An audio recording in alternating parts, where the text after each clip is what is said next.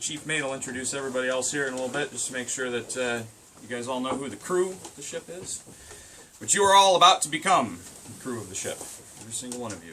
So, I'd like to talk a little bit about what we are going to start doing here over the next couple of weeks. Everybody here probably has some sort of thought in their mind as to what sail training is.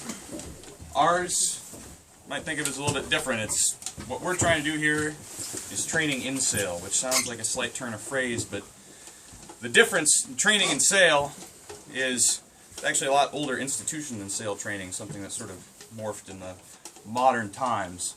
Training in sail was originally an institution that was started by steamship companies. Sometime around the turn of the 20th century, there had been at least one generation of sailors that had only ever sailed in steamships. Companies started noticing that these people weren't very good mariners because they had only ever been trained in motor vessels and steamships. And so there was actually several shipping companies that took the initiative to build sailing training ships after the turn of the century. And you think about this, sailing at the time was still quite prevalent, but they were actually building new ships to teach people, train people under sail for sailing in steamships, not for sailing in sailing ships. And that institution is what originally was in what is now sail training. That's where it started. And that's what we're trying to do with this ship, is get back a little bit more to that original institution. This being more of a working sailing ship that does training as opposed to a training ship that does sailing. So that manifests itself in a lot of different ways. For us, we feel like this is an excellent platform to learn to be a professional mariner.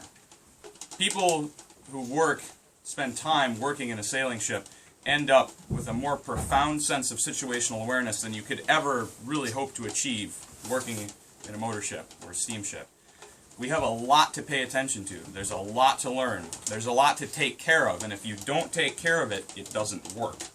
So these are some of the reasons why the ship, to a lot of people, may seem a little more antiquated. It's because all of those things that these ships originally were, around 1910, 1920, and all of that, those things, and all of those things, the different details that those ships originally were, the reason why they were effective. That's why we still have manila running rigging. That's why we still have cotton sails. All of these things require an incredible amount of attention, and that gives everybody the chance to pay that attention to the rig and to the ship. And that creates a better mariner than somebody who's just scrubbing the decks on a steamship for the first few years of their career. So, training in sail is an excellent platform for creating that better sense of awareness, better sense of attention to detail, and better sense of duty, because we have to take care of the ship first. The ship comes first always. If we let the ship go, then we're in trouble. So